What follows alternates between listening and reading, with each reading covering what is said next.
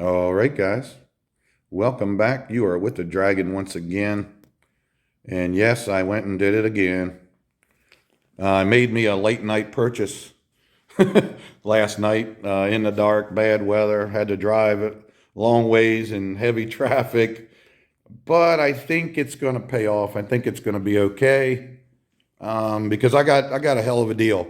Excuse me. That time of year, like I said, 2000 Kawasaki Ninja 250. Obviously seen better days. We got a spray bomb paint job covering up the beautiful green. 24,000 miles on it. And I picked it up for 60 bucks last night. The guy had to get rid of it. He was tired of dealing with people on Craigslist. I am I don't know how to describe it, but I'm a brutal negotiator when I got people on the spot, and it is what it is. So anyway, I got this for 60 bucks. It came with a box of parts, some good stuff in there. He said he paid $100 for this valve adjusting tool. I doubt it, but possible. It came with a free cover, and actually I like these covers, guys. You've probably seen in my other videos, I got one of these free with a katana I got for 100 bucks one time. But I really like them. They're real durable, easy to get on. You know how a lot of motorcycle covers are form-fitting, and oh, they look so pretty outside your house, but they're a bitch to put on sometimes. This is just like one big cover. You kind of put the elastic behind the wheel, you just walk it up over, and bam, you're done, and you walk away. And the thing won't come off. And like I say, they're really durable, really good covers. So anyway, really like those covers. Got that box of stuff. But the coolest thing is, it came with a $200 Scorpion helmet, a free helmet. Now, I'm not big on using or wearing used helmets, but I got it at the house. I'll put a picture in there if I didn't already do it in this video. But I'm going to clean it up, and I'll either give to somebody that needs one or sell it, or I may end up keeping the darn thing and putting some GoPro mounts on it or something. But anyway, I think we're doing all right. 60 bucks for helmet, cover, parts, tools, and a motorcycle. I think we'll be all right. But anyway, first things first, folks, we got to get her stripped down here, and got to do a compression test on it. Make sure the motor's good. And then I'll yank the carbs off and clean them up and get this thing running. I'm pretty sure it's going to run. The guy seemed a little too honest. That's why I got it for 60. But basically, the story is that he, in looking at the title, I forgot to tell you that, it's clear title, $60. I mean, the title is worth 60 bucks, but anyway, so the deal is he had it, the title was issued in 2013 and this 2021. So he's had this bike for quite a while. He basically put all the miles on it. From what I understand, he got it with low miles. And so he rode it forever. You can see it's been laid down a couple times and this or that. And he's been doctoring it up. Well, he started having trouble getting it inspected in Virginia. It's pretty strict there. So it ended up sitting because he was just riding it locally or what have you a little bit for a while. It sat a lot. And then he noticed that it, would only run on choke and all the typical things when the carbs start getting gummed up. And then it got to the point where it just wouldn't start and run right anymore.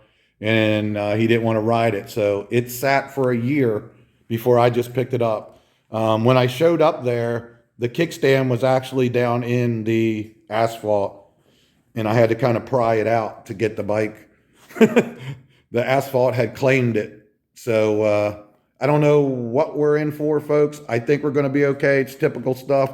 I'm not sure what I'm even going to do with it yet. If I'm going to flip it or keep it or give it to somebody or what I'm going to do, I don't know yet. Oh, hang on. I'm knocking stuff over here. Sorry about that. But anyway, I think either way, we're going to do okay. So let's get started, shall we? Okay, guys, I got to strip down just enough so we can do what we got to do here, do compression tests by removing the spark plugs so we can access them pretty good. And then here's the carburetors. We'll be yanking them off, cleaning them all up. You can see it's been neglected. Look at all the oil and grease buildup from all the years of oil in the chain and never washing the bike or cleaning it off. And them poor carburetors, oh, they just look like they've never had any attention. So anyway, first things first, we're going to get a compression test, see where we're at there, and then if that comes up decent, it may not come up good because it's been sitting for a year, but if we can get it to pop off, then the compression numbers will come up. So all right, here, let me get some stuff set up and we'll proceed. Okay, guys, so what I've done here was just totally remove the carburetors because I'm going to be cleaning them up anyway, and we're getting ready to do a compression test, so I don't have to worry about any restriction. I'm going to get an accurate test here. When removing old, well, I don't know, old, something that's been sitting a long time and the boots are really hard, they kind of get hard rubber. You've probably seen this a million times, but your best friend is a hair dryer. I've used a heat gun, but you got to be real careful. Heat gun's quick. Just be careful because it'll be melting it. You don't even notice it. So get you a cheap hair dryer, turn it on max, and it'll never melt it, but it'll get it just the right temperature. You can pull them off. There's a bunch of videos about how to remove carburetors from these 250 Ninjas, so I'm not going to go into that, but I always try to loosen up the air box or remove it if possible. But these are particularly, I don't know, I want to say easy, but they have this big long boot that goes between the engine and the carb.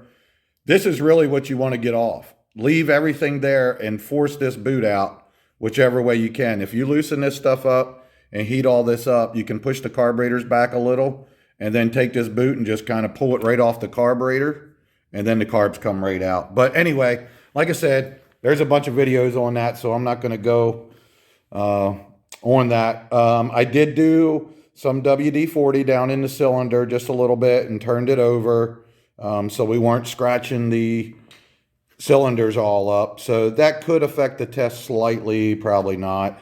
And then I got a battery out of one of my other bikes here. I got it set up temporarily, keeping it charged up while we do compression test. So let's see what we got here. This is cylinder number 1. And again, this has been sitting for a year.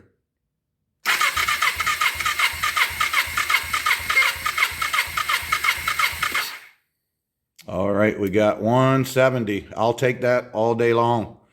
Now, the last Ninja 250 I bought, this is the exact same thing I got, was about 170, 180 on one cylinder. And then when I switched over to the other, I had 0. So let's hope our luck is a little bit better on this one. All right, cylinder 1, good. Okay, hope I have better luck than the last 250 I got. Cylinder number 2.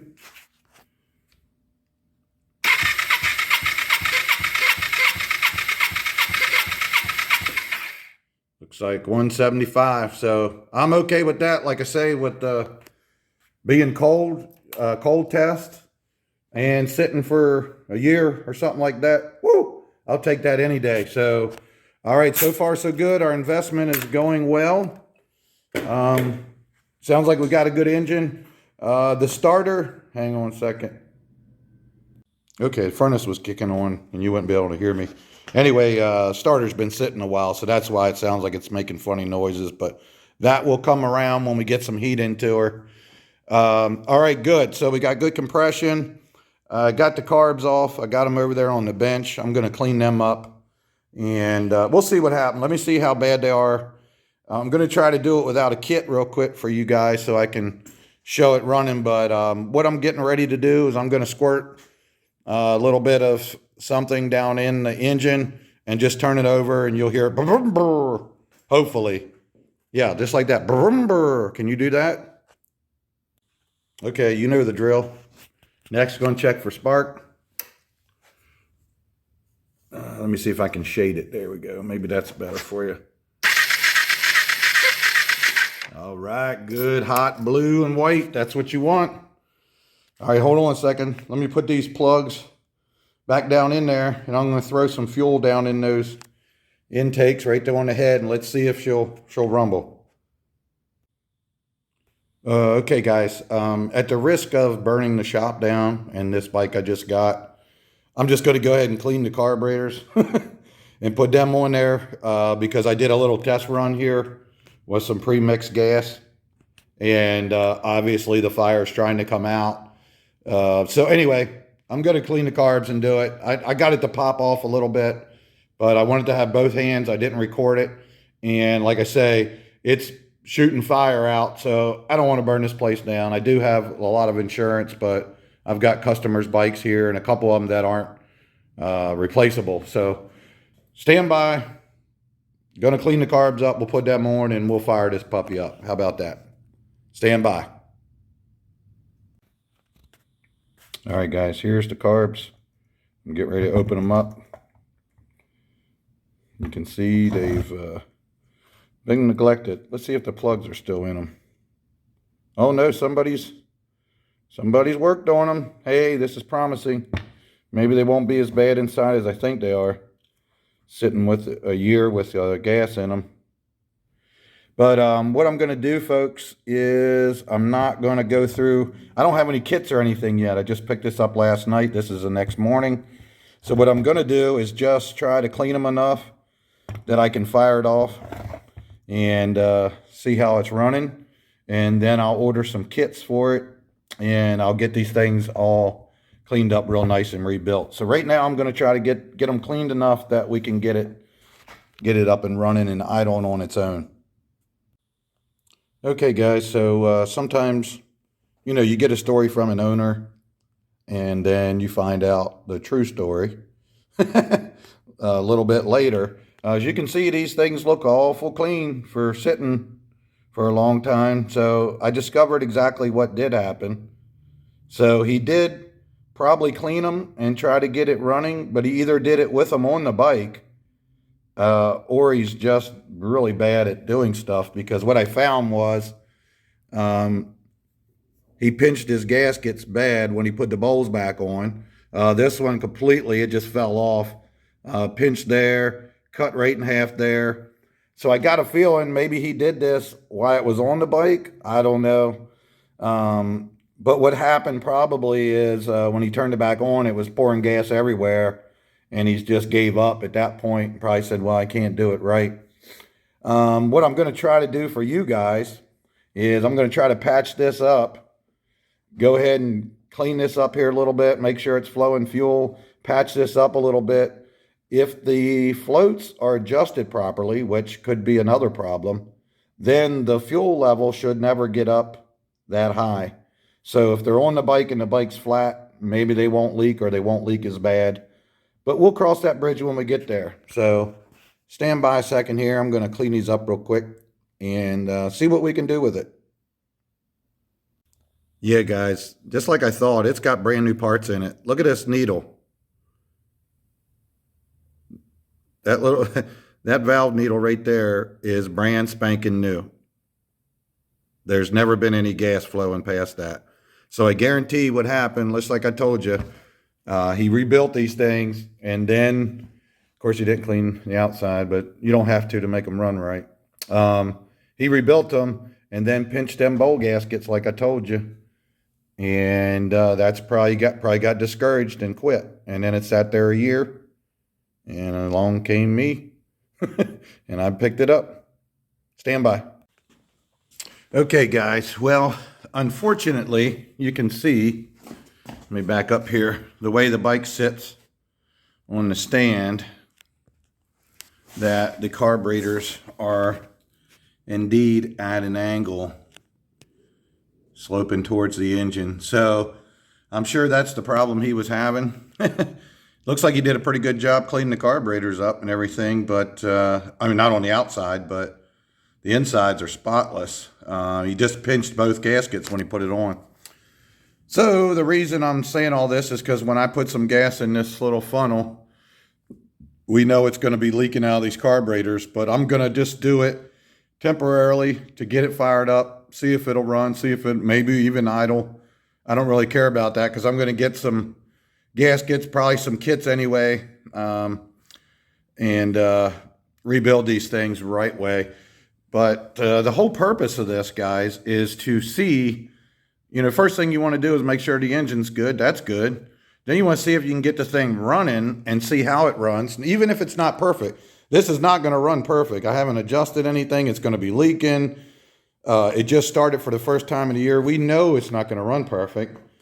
But if it's running decent, we know we can get it to perfect. Then at that point, it's worth buying the parts. I got to, the tank is real dirty, so I'm going to clean and probably line that. That's going to cost me $35 for the kit to cream it. Carburetor kits, $25 or something like that for these. And that pretty much takes care of the thing running. And then we just go cosmetics and check out brakes, tires, whatever. But the whole purpose of all this is just to see what you got so you know if you can spend the money. And I'm not worried about what this thing looks like, because if you've been following me any amount of time, I can make this bike look brand new.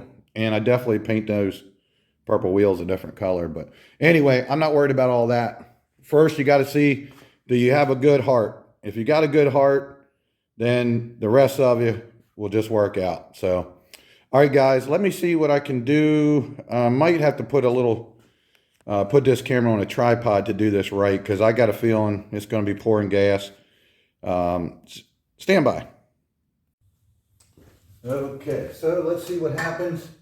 I'm going to use some mixed gas here since it's been sitting for a long time. It might smoke, it might foul the plugs, it might not do so well. We already know the carburetor is going to leak because of the bulb gaskets are shot, but we're just doing this for experimental purposes.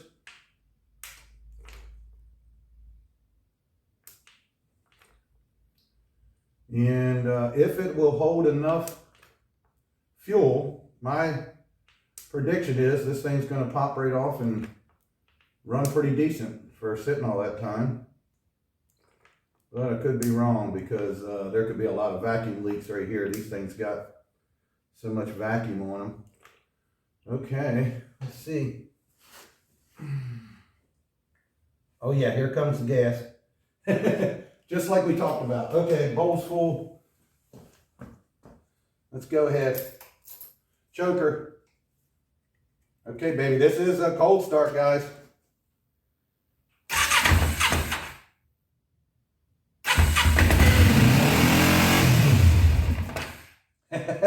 Hey, there you go. That was full choke, so it idles high, what have you. But yeah, I don't even know where that might be set. So we'll see what happens. Let's get her started. More choke. Less choke. The choke is very sticky.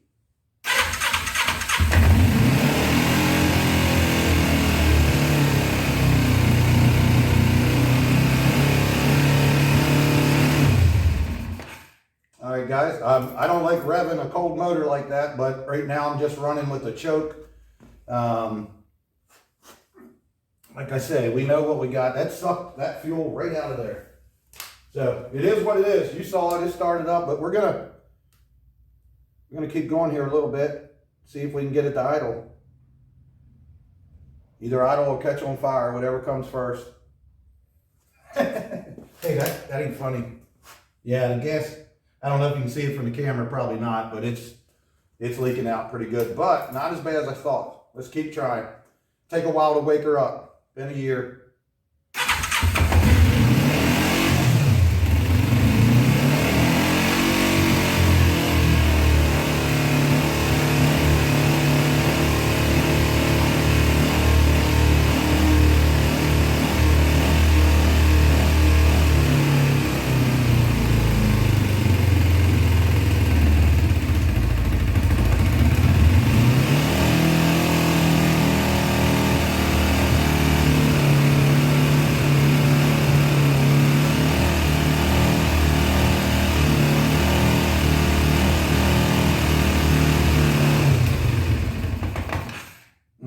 Believe me, that sounds worse than it is. We're running around 4,000 to 6,000 RPMs, and this thing red lines at 14,000. So I normally wouldn't like to rev them that high, but it's the only way it's running right now. And sometimes that's what it takes to give them back to life. You got to do things you wouldn't normally do.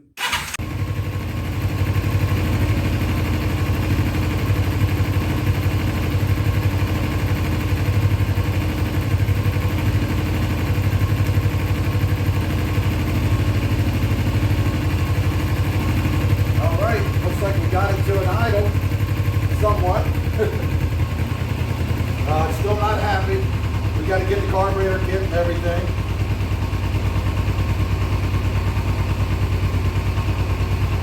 What do you think, guys? Not bad, huh? I'm pretty happy with that. It's not 100% because I still got to rebuild the carbs and a bunch of work. But there you go. Sorry about that furnace. I don't know if you can hear me. But anyway, yeah, I shoved some Marvel Mr. Oil down her throat too. Sorry guys. But anyway, there you see it. Got it to finally idle.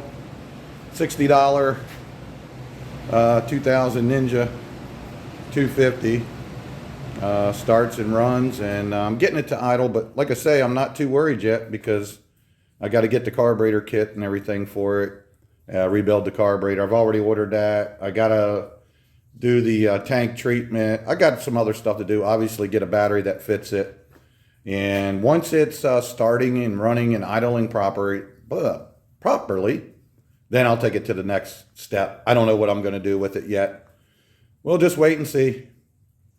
All right, guys. Thanks for watching. Like, subscribe, share, all that good stuff. And peace out. Hey, you guys can do this, you know.